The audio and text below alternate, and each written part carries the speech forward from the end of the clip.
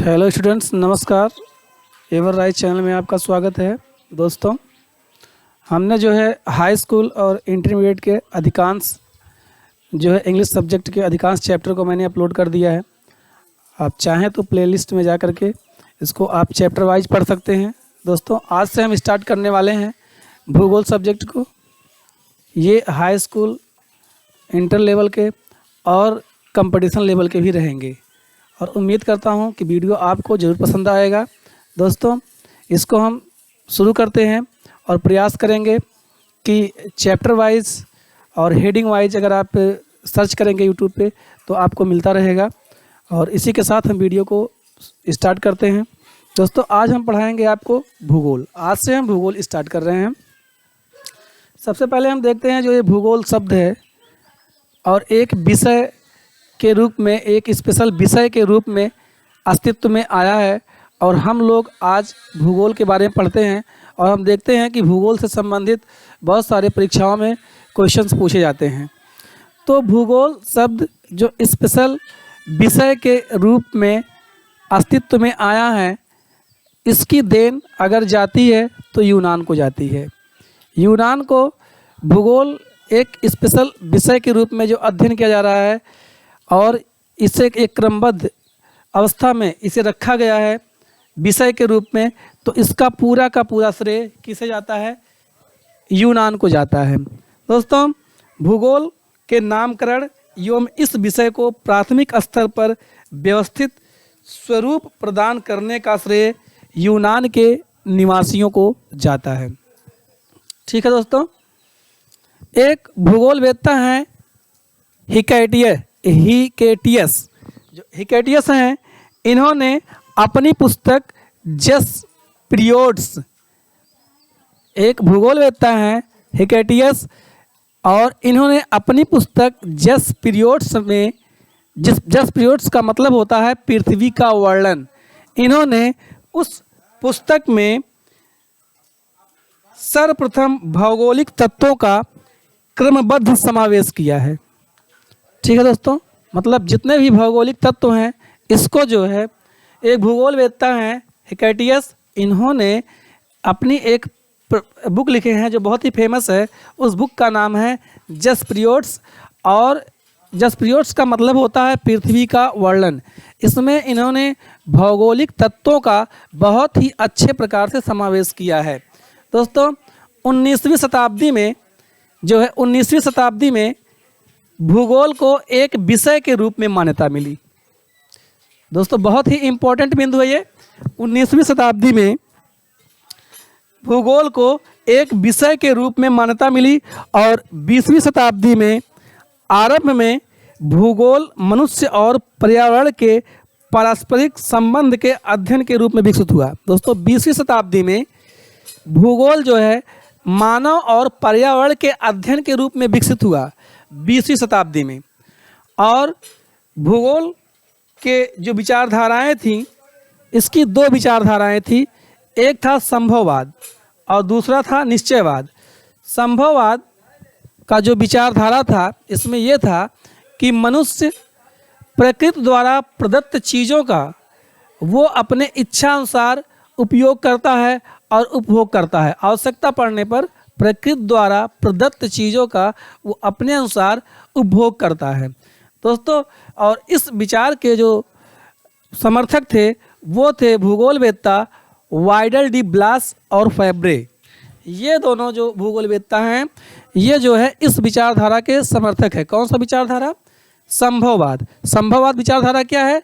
इसमें जो है मनुष्य अपने इच्छानुसार प्रकृति द्वारा प्रदत्त चीज़ों का उपभोग करता है। दूसरा है दोस्तों निश्चयवाद। निश्चयवाद का जो विचारधारा है, इसका विचारधारा यह है कि इसके अनुसार मनुष्य के सारे काम पर्यावरण द्वारा निर्धारित होते हैं। अतः मनुष्य क्या करता है? पर्यावरण खुद ही मनुष्य को जो है समय समय पर उसके इच्छानुसार वस्तुओं को उपलब्ध कराती रहती है। इसका मतलब यह निश्चयवाद का मतलब है। और इसके जो समर्थक हैं वो हैं रिटर और रैटजेल हैं। ये भी भूगोलवेत्ता हैं, रिटर और रैटजेल हैं। दोस्तों अब हम पढ़ेंगे भूगोल। अब मात्र एक ही मतलब भूगोल का दायरा बहुत सीमित नहीं है। अब भूगोल का दायरा बहुत ही बड़ा हो गया है कि जिसको हम अलग अलग रूप में, अलग अलग विषय के रूप में हम लोग अध्ययन करते हैं भूगोल के बारे में। और उस भूगोल के अलग अध्ययन को भी, उसके भी अलग अलग जनक बताए जाते हैं। कभी कभी एग्जाम में जब क्वेश्चन आते हैं तो हम लोग कन्फ्यूज हो जाते हैं कि भूगोल के जनक कौन है, और जो है फिर देखते हैं उसमें वर्तमान भूगोल के जनक कौन है। अगर हम ऐसा देखते हैं तो कन्फ्यूज होता है। दोस्तों अगर हम भूगोल का जनक अगर हम अपना तैयार करके गए हैं, अगर हम उसको ऑप्शन मार देते हैं कि वर्तमान भूगोल के जनक पर अगर हम ऑप्शन का टिक कर देते हैं तो दोस्तों हमारा क्वेश्चन गलत हो जाता है। इसलिए हमें पढ़ाई अब एक अन्य प्रकार से करनी पड़ेगी, एक अलग प्रकार से हमें तैयारी करनी पड़ेगी। तो दोस्तों हम देखते हैं जो भूगोल के अन्य अन्य विषय के रूप में जो उनका नाम रखा गया है, उनके कौन कौन से जनक हैं। देखते हैं दोस्तों भूगोल का जनक। भूगोल अगर पूछा जाए भूगोल का जनक कौन है तो हम हिकैटियस को ही लगाएंगे ऑप्शन में। भूगोल का जनक हिकैटियस। वर्तमान भूगोल का जनक अलेक्जेंडर वान हम्बोल्ट हैं। कौन है? वर्तमान भूगोल का जनक अलेक्जेंडर वान हम्बोल्ट हैं। व्यवस्थित भूगोल का जनक, तो व्यवस्थित भूगोल के जनक जो हैं वो है इरेस्टस्थनीज हैं। कौन है? इरेस्टस्थनीज व्यवस्थित भूगोल के जनक। और जियोग्राफिका शब्द का प्रथम प्रस्तावक कौन है? ये भी दोस्तों इरेस्टस्थनीज हैं। कौन है? जियोग्राफिका शब्द का प्रथम प्रस्तावक कौन है? इरेस्टस्थनीज हैं। भौतिक भूगोल का जनक, देखिए दोस्तों यहाँ पर भूगोल के जनक के बारे में ही बताया गया है, लेकिन यहाँ सिर्फ और सिर्फ भूगोल का जनक है। उसके नीचे हम देखेंगे वर्तमान भूगोल का जनक, उसके नीचे देखेंगे हम व्यवस्थित भूगोल का जनक। लेकिन अगर हम सिर्फ और सिर्फ भूगोल के जनक के बारे में ही पढ़ते हैं तो और जो जनक अगर पूछे जाएंगे तो हमारा एग्जाम में क्वेश्चन गलत हो जाएगा। आगे देखते हैं भौतिक भूगोल का जनक। तो जो भौतिक भूगोल के जो जनक हैं वो है पॉलीडोनियम। कौन है? पॉलीडोनियम। सांस्कृतिक भूगोल का जनक ये है कार्ल वो सावर। कौन है? कार्ल वो सावर कौन है? सांस्कृतिक भूगोल के जनक हैं। गणितीय भूगोल के संस्थापक ये है दोस्तों थेल्स योम एनेक्सिमेंडर। कौन है? थेल्स व एनेक्सिमेंडर। ये कौन है? गणितीय भूगोल के संस्थापक हैं। आगे देखते हैं दोस्तों विश्व ग्लोब के निर्माता कौन है? बहुत ही इंपॉर्टेंट क्वेश्चन है। विश्व ग्लोब का निर्माता कौन है? तो इसके जो निर्माता हैं वो है मार्टिन बेहम। कौन है? Martin Behaim. विश्व मानचित्र के निर्माणकर्ता कौन है? एनेक्सिमेंडर। विश्व मानचित्र के निर्माणकर्ता है एनेक्सिमेंडर।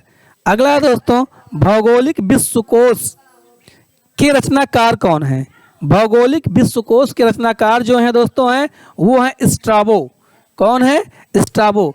आप चाहें तो इस स्क्रीन का स्क्रीनशॉट ले सकते हैं और अच्छे से इसको तैयार कर सकते हैं।